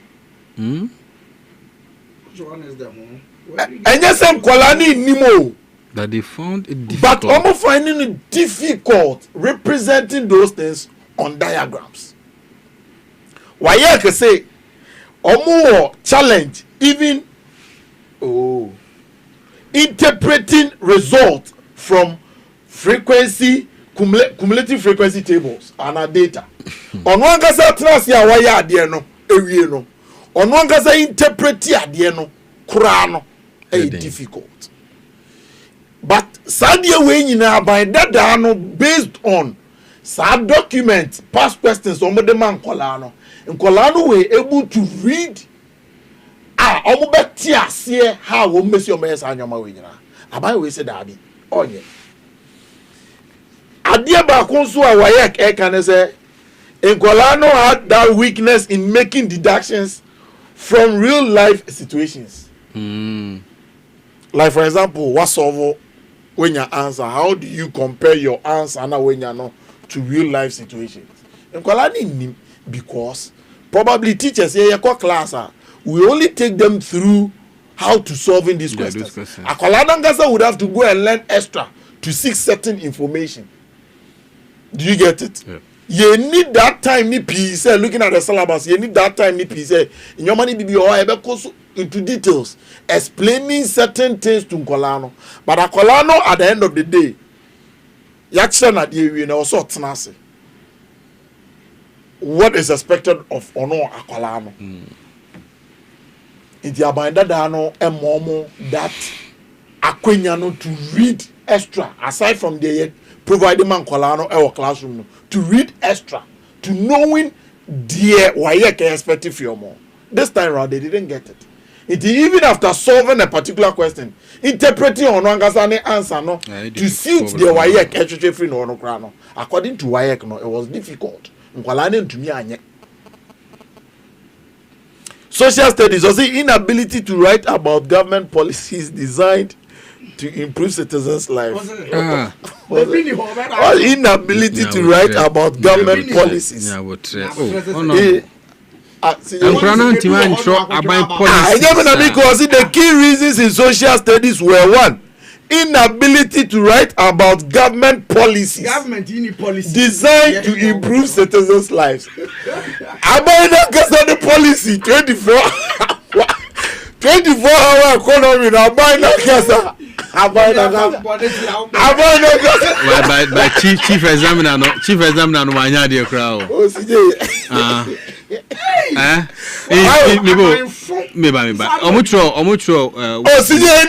I'm not doubting that. I'm not doubting that, but I'm asking say Omutro exams it I guess and I say a July ho baby ba I guess today me ba besine abayo tisi no ankasa the policy 24-hour economy chief examiner no so ka how would you set this question that time then July so I guess some culture paper no so 7 months in administration. I have not read questions here the man kola no me read for two chief examiner aban the only thing I say one say all camp policy no when you specific WAEC is not specific about the NDC aban aban policy bia na nka nkola no betumi atwero but issue wa ha ne say on say tem bia bibi ba fofora o kai no sene dada no so what you say the 24-hour economy no no so man tumi anchire adie kola ne kai wa bro mote examination room there sepro and you na oka CJ nya bla meka na san CJ no so mbatra ba no mo tra ba atanyam CJ den ankola ne bekai na nya wa to che want sapro mama is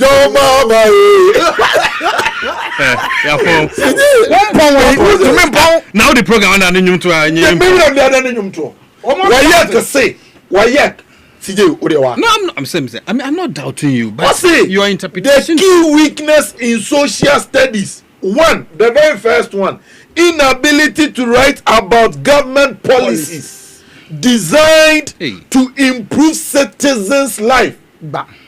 Debate ma boy yen yen puntu no nkwan ntima Gana ni babunu Gana ni mama papa na ababua man kola no anase Gana ni na na setine mu aye papa nkola ni nim height nkola ni to be explain sa policies no sata na ngon ketegete no my ho asije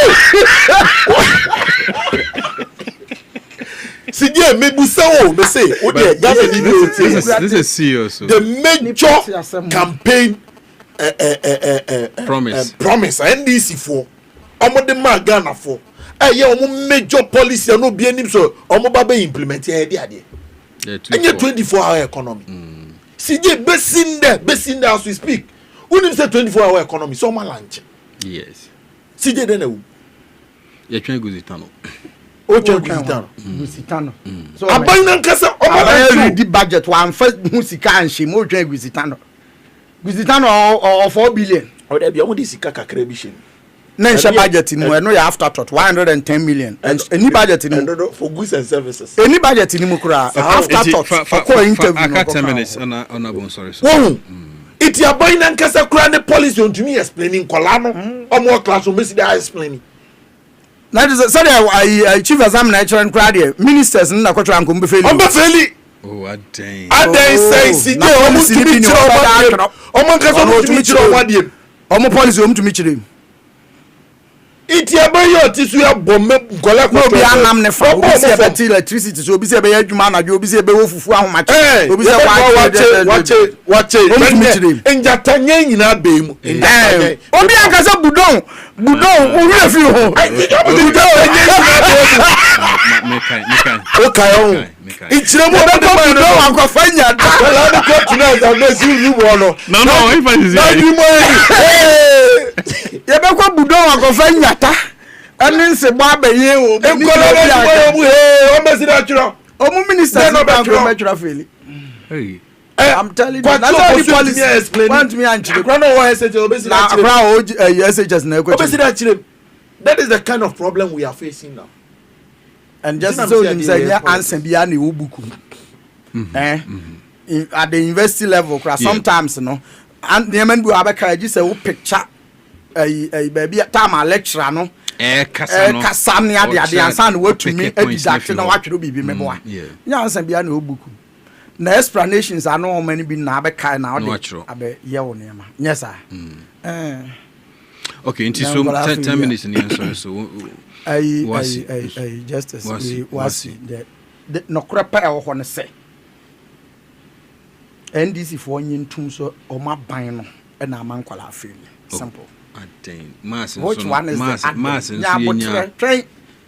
And ye ni e kan o mo na ahase and ye be mo hu so mo no mo anema nye nti nkola na feli so mo na si free SHS ni e man nkola na po nti afa na better and strict invigilation abenti afa ni ehu the real result. But was it the case? Nya bo trans men pre o pre dodo o hene ba de on pro hu ko hwa agro wa bonten me too the agro no ba papa himfie nti relax mate go back. Overall pass rate, you say, Mr. Na. Overall, no for sure says no. Exams. The entire exams. Less than 50%. Okay. Go back before 2017, 2018, before the coming of Nana Addo Dankwa Akufo-Addo NPP and the introduction of the free SHS. Neko hwe NDC for resource anu munya wa wase. Enya poto. Enti nyo mo adwuma na no magbabeto aso. Before free SHS, go back. Na kohwe NDC. Results are now wayek for enkwala no three exams. Results are no munya. Kohwe percentages. Omo bon na no ma hyase. Eh, ona we yanka so bi abon. Yanka se obi ade. Abon. No ni made anko ampase. Oni made anko ampase. The issue ne say. Okay, so in 2016, the overall examination pass rate for West African Examination Council was 52.97%. 52.9. Ubenya 2015, ubenya 2014, 2013. Odi ehwe Muhammad nko adabre ho no kura maye. 13, 14, 15. Hwe ka ho. Na fabra back. Never shall Nanado any free SHS. But just as I bi ha. Almost social media for now, almost say strict invigilation and Kurana enyapo enom ne ade entina pass rate no akọ form nom ne ade no. Yes is nya betre. Okay akola bi na adeso. Okay adeso akola bi no. Ko twa jana na. Bam. Kind of onya 8 ones so say one ones meboa and Nana Addo Dankwa Akufo-Addo man scholarship eko Brunei so kai sa akora okay yem presume say odi apon twero na onya 8 ones yem fa no say odi apon twero e wo Ghana ha enya 8 ones na no ote adaesu bujaton and ye de ko Brunei okoji award bia o bia wo invest ho OGB meboa or the upon a true invest ho so ndi e ko kansan ko fo adwene wo form amose yeboa sometimes I was wo dwen ansan wa be ka asem ato abonten because when to me and dwen wa bra nyame ma bibi fufuo wo trim amfa anye deduction say hu say akora we ya mesu otu apo wa ha na twero de pass yi okọ ha nso ha nya Ghana fo na wo ho enti e ho no nso okọ nanim di nkunim ne ade no e ya apo na na wentumi anwene saa na obie wanum 360 ebe gina bonten te so wo ka bonto bie wanum a e kire se wadwen a wo de dwen e wo fom and I'm telling you we ya betena ha ye dede next year 2026 results the same question answer you be say dede me catch ro play oh every bia o say niam ansesa niam dia he na kwasesa every bia NDC wa akonwa so a wo dwene se sika ye de be nwoma sua ho ye ye de koto pad no ya hwe resource no mentina me say go back ko check your resource na fa be compare open year from 8 years 2009 to 2017 January na fa bra na na dodan kwa kufa ne NPP 2017 January to 2025 January yem fan toto na yem hwe the issue ne say otia bontain wo sha ase yes wo to ayampia akọ free SHS so bibia fa free SHS ho President Mahama ne na NDC fo eto ho egu ho fi ansa no mo ba aban mu ana meboa wantumi anka ankasa nkwala na duane o mu di kura ne fie kraman nkraman egu ne fie kura ani it means such as ne fie nkraman edin aduane pa eche nkwala na ewo free SHS meanwhile at least ni enim kura edi enim se nkwala no mo resade no ne adede and secondary school aduane nye te se de obi amaame fie aduane te da ana sa pepepe yet aso mampanyini maka Ghana ha nyina wo pe politician a o kansem hunu pa kire nkofo a obi anka no hwe a eye President Mahama atem didie si eni atem ye ni ye infefo atem ntufin ngu wo mu eye ono number 1 e wo Ghana na obi otumi describe a whole tribe so omu ye sakawa o mampanyini obi odi o mampanyini otumi describe the whole achim tribe ni nyina so omu ye sakawafo but so be anka hwe anjere no what you okojina Winneba South Assembly campus South Assembly kojina ho describe the whole then minority NPP for so omu ye foolish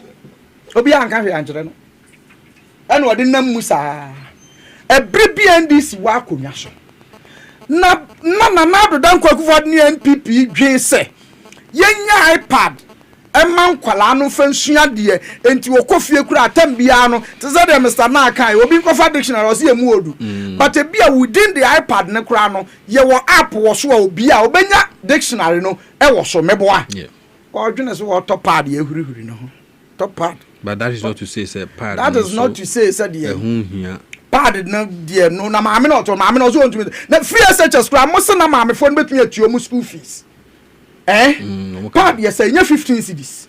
Yeah, depending on the brand no. Forget about the brand, 15 cedis. Pad 15 cedis. The omo koto ba bra so omo de bebu yen 45 cedis. Omo bo micro no. Yen koto tin film ni ehwe. The omo koto ba yen. Enu kamate say about one so say den. Na ho na man kan tro wa ha say baby last man kan tro say freji yes obu so say ba e bia ba bia ma na. Sa kwara no ye bra wonye biem. Nkora na ho. Omo ye bra wan so munye biem. And so therefore the issue ne say ekwai bi o mo be fa so wa Ghana fo bi adwene beba so say free SHS na mpane ye ka say enye no eno no mo ye ho adwuma no sima ka do last be ka kire wa ha so mo ehye nkom no bi hye nkom so obi wu ya hwe because wo hwe na wu wu a obetumi amia bekun no wawu na nkom hye abem I'm telling you hey wonim de ekoso wo man we muntra nka obi hye wo nkom se wo bewu a nka wo be hwehwe ba bi o wa mmia ne mene ama onu mo madikan because won kwasa justice say ye ko education ho bra enansa bi a o mu ready budget so o mu si free SHS o ma ye niye meboa esunu free SHS no ma ye niye na sunu nkwala na e wo free SHS ma e ko twere exams afeli na na free SHS ye no exams nka ho eno just say we aban ana teacher ni a wo kwakira de a o toto pass questions jeje ma tu hu fi no e just wonim de wo kwaye because I'm telling you wayek exams no predictions ka ho say teacher ni on wo kire nkwala de social na ma kire ma kire bi pen teacher ni o kwakira nkwala de me nam de me misika ne top pass questions about 10 years there and I'm telling you opa o study questions no be hu say after 3 years bia omba bag beto question we it is a lot of forecasting wayek because wayek questions set no recycling no this is your breo I'm telling you Enti after 3 years, after 4 years, we are discussion. Why ek beba back but who to me check ya bon sa basis so and who to me man kwala no be about 3 questions, 3 questions we e betumi ato mbekọ na ato eno no mu wi anu ma be so teachers no wa abonten no. Say said your kind ni nyina. That was the issue. Enti se na ban bi boa amankwala ne past questions na nya solutions o by past questions there ushia just as minimum as a UCC ushia past questions anum ni ade na akọ na atwa so woni wugu etumi tena ho solve ni ade na akọ na atwa.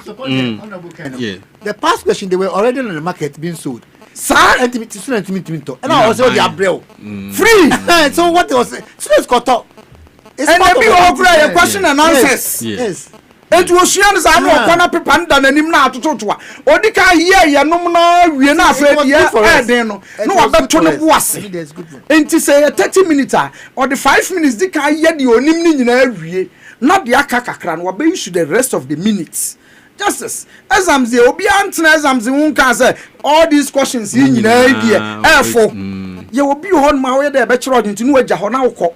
Okwa later on ubase as a uguso ya na no answer about trim no fast na dia kwhye ho sa na exam see but who as a ban atoade na jejem because upese ogu free SHS animase ungu free SHS na ado ne NPP animase ugu animase because otibia no usuban no before 2017 na nkora na results na nye na ado na be ye niye e na wasen aba na wasen ahya ase. Message next year, Motia.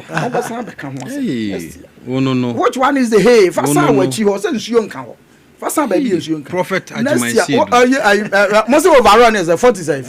A little over 40. Less than 50%. Next year, by your Mukakra, maybe I now jump, I drew 50 ho. So, no baby. Now the corona, I ever saw better now. Yaminipa, Medasi. Mr. Nayako. Yo, okay. Emergency, young fancy. I prefer for some fine chain, Mr. Say. There be with the age now here. 10:33. 10:33. There be having you when you did, ma. Now, I'm the